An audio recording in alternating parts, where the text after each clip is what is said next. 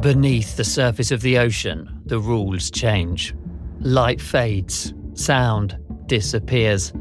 Every breath matters. It's a place where we're only visitors, and fragile ones at that, entirely at the whim of nature.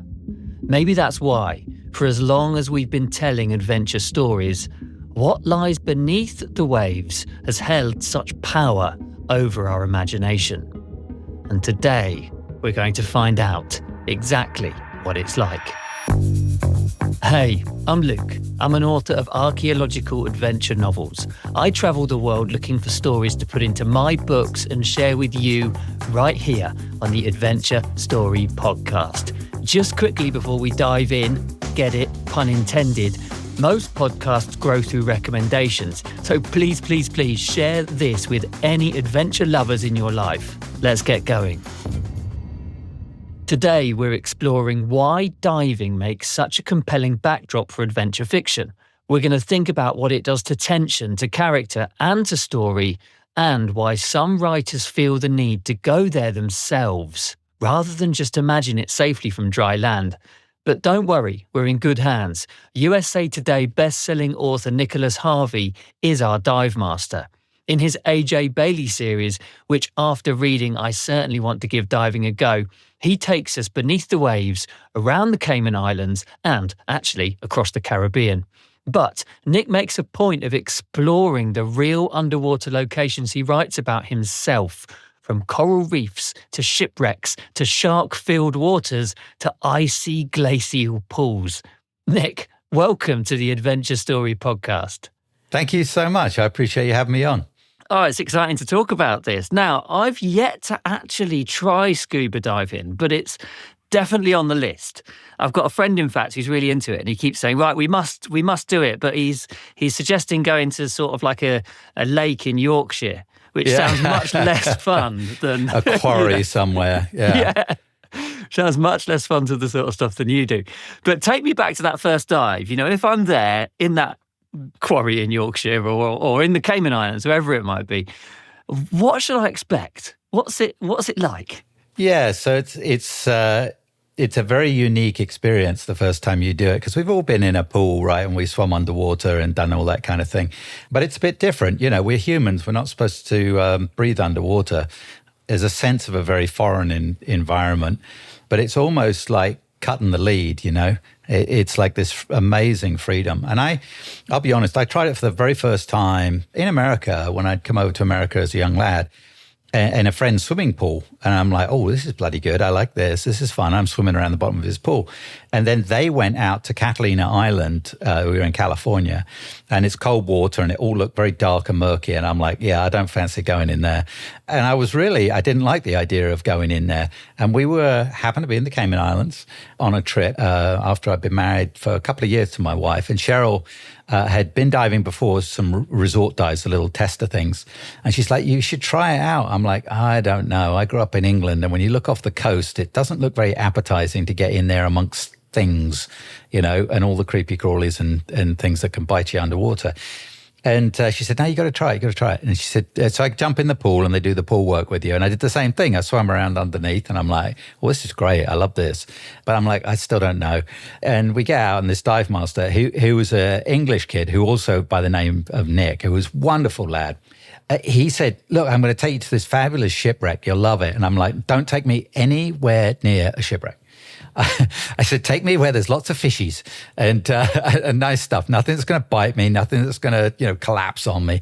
And anyway, he took me to a dive site called Aquarium, and it was absolutely just surreal. When you first go under and you start sucking on the regulator, the first thing you do, everybody does, is you start breathing really hard because you're like, can I really get air? Oh, this is going to be all right. But once you get down there and realize that it breathes really smoothly, especially the calmer you are, the better it feels. And then you just start looking around, and it's like being completely immersed in this 3D kind of crazy world. Yeah. Fantastic. It does sound like something that could easily become a bit of an obsession, a bit of an addiction, you know. Yeah, I mean, once we got rolling on it, about a year later or so, we got certified. And then from that point on, our holidays were geared around going diving. Where are we going to go next? Yeah.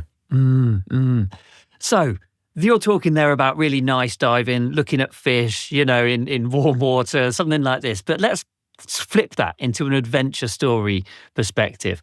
Why does this lend itself to, a great underwater scene? There's a couple of reasons. I mean, the majority of people on the planet haven't done it. So it is something they know about, they've seen, they've watched, but they've never done it. So there's something mysterious about that, right? And then the other part is we're not supposed to be under there breathing. we're not supposed to do that. Right out of the gate, just the fact that you're X number of feet underwater, and the further down you get, the more sinister it feels. At any moment, it can go sideways in a big hurry. There are times when you're diving, I'm pretty experienced. I've done a lot of courses. I'm pretty advanced in certifications and qualifications now. But there still are times when you're like, yeah, if it goes to shit right now, this is going to be a big problem. Yeah. Can you give me an example? Or maybe it didn't go wrong, or maybe it did go wrong and something happened. You're very aware when you're inside things like wrecks. So, the idea of wrecks was just so foreign to me. And then over the years, I've just learned to love wreck diving. And in the Florida Keys, there's some, we've been in wrecks all over the world, but in the Florida Keys, there's some super ones. And there's one called the Spiegel Grove, which is like 520 feet long. And it's a very odd vessel that was a military vessel. It used to carry hovercraft and stuff in the back. And it's a warren inside of the upper decks. They've got them all open to the side. They've got cutouts so you can see the daylight. But once you start penetrating further in and doing what they call, technical wreck diving, where you're running a reel and different stuff like that so you can find your way out, it's pitch black dark. You cannot see anything of any light. And there's rules in scuba diving of how far from the exit and how far from the surface constitutes recreational diving, and when it steps over into technical or wreck diving. And, I've been in those realms where it's technically definitely wreck diving. And it's eerie. I mean, it can get quite creepy. You've got a torch and you carry a backup torch, and there's lots of redundancy. You're carrying a backup air supply. So if that goes to hell, I will take the regulator out of my mouth and just while I'm at the same level, because that's a thing in diving. You don't want to change depth while you're holding your breath. But I'll take it out and actually practice being without the air supply for a short time, or practice switching over the regs and things like that, to give myself the confidence that it's right there if I need it and that kind of thing, because it can get quite creepy. There's a lot of instances of little things, but there was one instance in the Spiegel Grove where there was 4 of us in a line, and the one up ahead shining the light ahead, and you can kind of see what's going on. You're creeping through this you can imagine the doorways in a boat, in a ship, underwater, and you're kind of going through. And next minute, something flashed in my torch beam to the side, and it was pretty big, and it went underneath me, and it was a grouper. And it was a big size grouper, like it wasn't the full grown Goliaths, but it was a big grouper. It was at least 4 feet long. And it brushed underneath me and flashed past the person behind me. And when we came out, we were all like, holy crap, do you see the grouper? And one of the group went, I didn't see it. We're like, are you serious? My wife was at the back of the line. She had a camera, and you can see it go through the light beams, and it goes right to the person in front of her who never saw it. Yeah. That's amazing. Yeah, just being that close to the nature that's found its sort of home in these places. Some of these wrecks, am I right in assuming some have been artificially placed in, as old ships, end of their life, they put them underwater for wildlife and whatever. Some of them, have they sunk through accidents, and these are places where people may have lost their lives, is what I'm getting towards. Yeah, absolutely. And there's a lot of that, especially in certain areas around the world where the wars have been fought, especially the Great Wars. So, off the southern coast of the UK, it's riddled with wrecks. And actually I got to dive. I never dived in the UK before I left the UK for America. It was later in life that I got into it. But when we went back on a trip, a good friend of ours took us diving off the English coast, and we had absolutely the perfect day.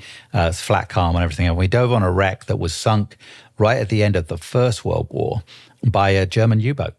And people died on that wreck. And in various places, they're war graves, so they're respected in certain ways, and they're treated in certain ways. But we've also dived, speaking of U-boats, off the coast of North Carolina. We dived a U-boat wreck way out offshore in 120 feet of water that was sunk active during the war. So yeah, there's a lot of that, and there's something when we dove that U-boat. It's I'm kind of obsessed with diesel U-boats. If you've read 12 Mile Bank, my first book, you'll know to actually dive on a German U-boat that fought in the war and was sunk during active duty. There was something just awe-inspiring about it. Simply amazing.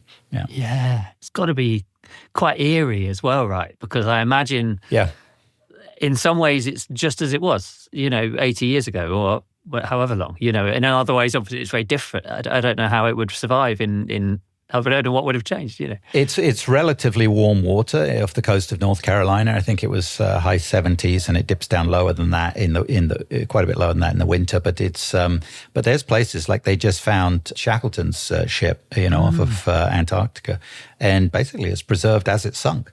And it's wood, right? So wood everywhere else. You go to the Great Lakes, and at depth in the Great Lakes, there's wooden wrecks that are still surviving with the wood on there because the water's so cold. But wherever the water's warm, then most of that stuff rots away, and the steel remains. So we've dived. We were just in Australia, and we did a liverboard, and we got to dive the ship, and I can't think of the name of it now. But it was the ship that was sent to get the mutiny of the Bounty people that were captured, was sent to get them and bring them back to the UK. It hit a reef and sunk. And now it's just basically the metal debris scattered on the ocean floor. But I mean, your diving history, it's incredible. Yeah, I can imagine it. And that really does sort of tap into your inspiration as an adventure story writer, I can imagine. And you're thinking, this could be where whatever happens.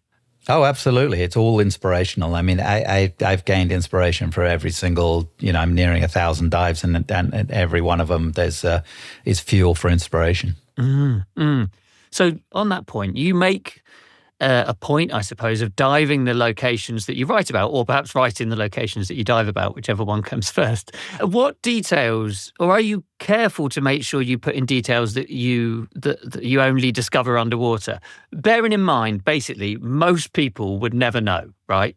Most people wouldn't know that thing is in that place at that depth, the current comes at this direction. Or do you sort of allow yourself to, like I might, you'd look it up online, you do a little bit of due diligence in terms of getting the important things right, and then the story sort of has the overarching importance? Or are you very much like, nope, the diving is the star of the show, the diving has to be right for me? It has to be authentic for me. I have a pretty good following in the dive community, and here, we live in Grand Cayman now, and but we've been traveling here for 25 years, and so my characters are based here, and I try and most of the A.J. Bailey series, the titles of the books are real dive sites, but some of them aren't. If I need a situation, they're the name of a dive site, they're just not a real dive site.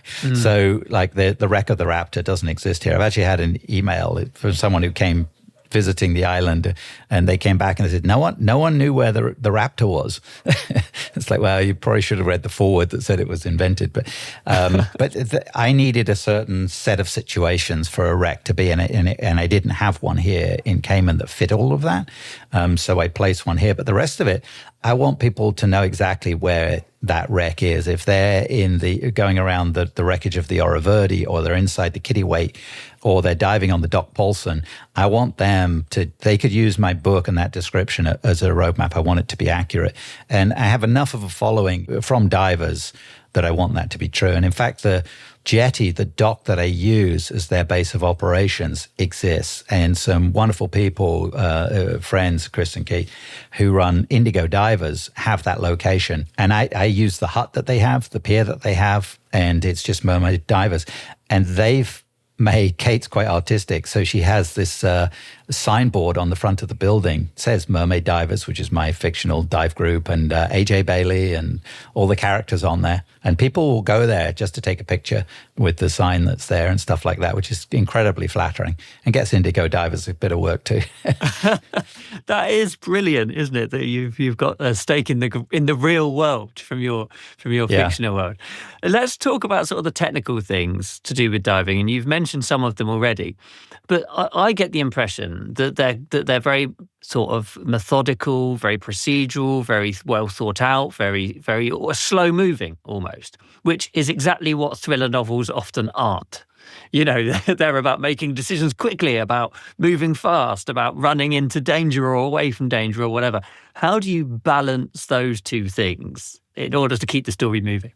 Yeah, sure. It's basically scuba diving recreational scuba diving is incredibly safe. You're well trained when you do it. You're normally with people that know what they're doing, and it's supposed to be a calm. A lot of people think it's a racing heart experience underneath there. It's not. It actually benefits you to have a low heart rate. You'll use less air consumption. It'll all go better. So most of it is, and I've swam amongst 30 sharks with a relatively low heart rate. And that's the way it should be. But everybody kind of knows, and this gets back to what we talked about at the beginning, why is it tense? Because it can go wrong. And it can go wrong very quickly. And when it does go wrong, it goes really wrong in a big way.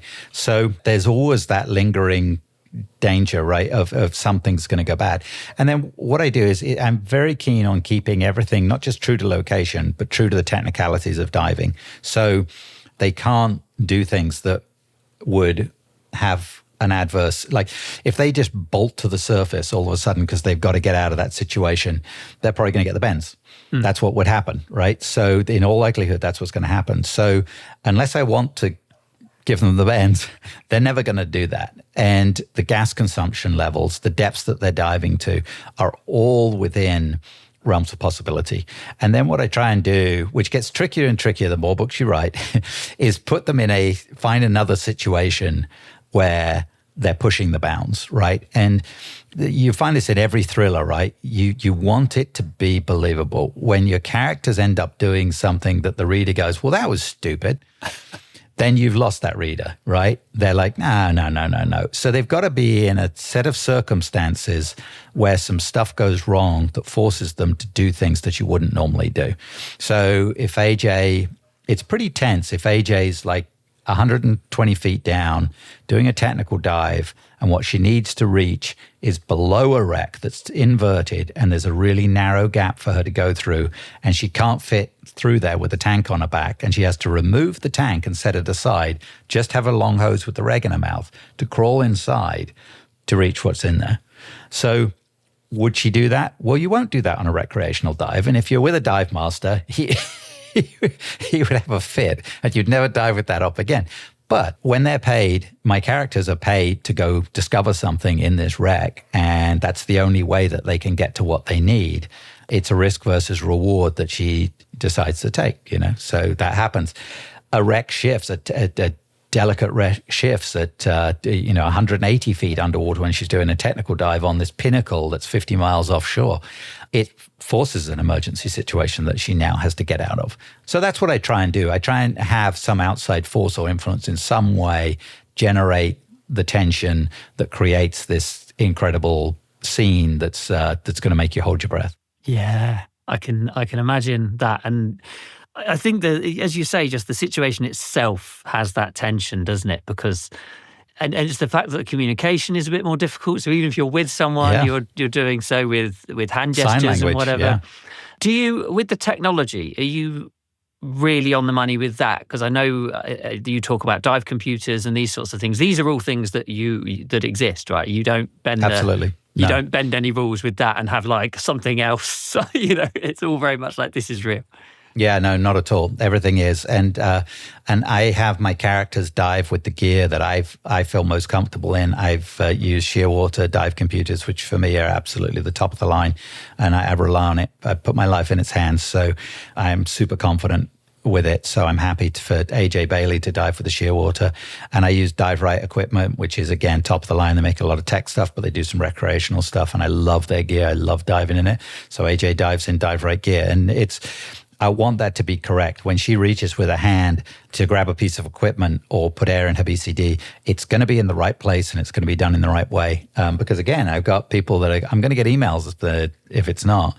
All of that kind of technical stuff. But when I did, the first story I did, which was Queen of the Island Skies, where AJ did a technical dive, meaning she went below recreational depths on mixed gases.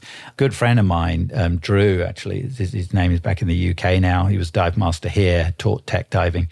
I got hold of Drew and said, hey, run this through the computer for me. I want this set of scenarios, and then this is going to happen. So this will be the new set of scenarios, and I need to find a way of getting out of it. And it was great. He was super helpful, and I learned quite a bit in that process. But it really inspired me. I'm like, I don't want to have to get hold of somebody to know how to do that. So I took my technical diving course when I was in Bonaire. And now I have that computer program. And so when she does a technical dive, I can play with all those numbers, and they're all accurate. Fantastic. I love that sort of the books have inspired you've been inspired by your own writing to sort of develop your diving practice there. And you talked about locations, which comes first, the location or the writing it's been both at times, but most of it, we've been there, then I'll write about it because I've been there and experienced that location. I mean, basically my books are set in the Cayman Islands, but I've taken AJ offshore twice. I've taken her to the Keys because we lived in the Keys for 2.5 years and she dove all the wrecks there. It's called Wrecks of Key Largo. And she dives all the big wrecks there. And I did every dive that's mentioned in that book, including the engine rooms for the Spiegel Grove. And then in Bonaire's where I did my technical dive, that's the other place I put her and her cohort Reg to do some dives in Bonaire. Fantastic. So I asked this question to everyone on the podcast. I think it's a really nice sort of touch point for us all to connect through this. If you look back through your writing life and your diving life, what adventure stories, whether they're books or whether they're films or whether they're legends that were told to you around the campfire, wherever, first planted that love of adventure in your psyche? Wow. Yeah. Jacques Cousteau. I can recall as a kid watching those documentaries of this underwater stuff and this beautiful, clear ocean, and he's down there amongst the fish and everything. It really struck a chord with me early on and registered with me. And as I said, I had this kind of phobia, a fear of going underwater. They look great, but then I had this, I was really creeped out by structures and things that weren't supposed to be underwater that were underwater. So it was a phobia that my wife helped me get beyond. And then I got way beyond to go the other way, where I actually try and seek it out. So I think that I also grew up in a motor racing family. I raced karts when I was a kid, cars. I taught race car driving. My first career up until 6 years ago was motorsports my whole life. So some consider that fairly adventurous, and certainly risky, less risky now than it always used to be. But I grew up in that world. So risk for excitement has been a trade I've made my whole life, really. Fantastic. Nick, that was great. Where can people find you and your stories and all about your adventures online? Yeah, thank you. HarveyBooks.com. You can jump on my website and take a look there. And there's all of the series that I write, not just the AJ Baileys and Nora Summers and Kat Cromwell's are on there too. And my stuff's available through the Amazon system and Audible. Thank you so much. Thank you. This is the Adventure Story podcast. Thank you so much for hanging out today. It's been great to spend some time with you. If you've enjoyed the show today, please subscribe, please like, and please share. It'll take you just seconds, but really helps me spread the word about this show. If you have a story or a guest you'd like me to interview, please let me know in the comments or email hello@lukerichardsonauthor.com. And if you need more adventure in your life, and let's be honest, who doesn't? You might like the Adventure Society. This is my weekly newsletter in which I invite you to travel with me, to share my real-world adventures, and to find out first when a new story, a new season of the podcast drops, or anything else that might be a little bit fun. Head over to lukerichardsonauthor.com/Adventure Society to find that. And if you're a fan of adventure stories, like the ones we talked about today, check out my books at lukerichardsonauthor.com. Bon voyage, enjoy the adventure, and I'll see you next time.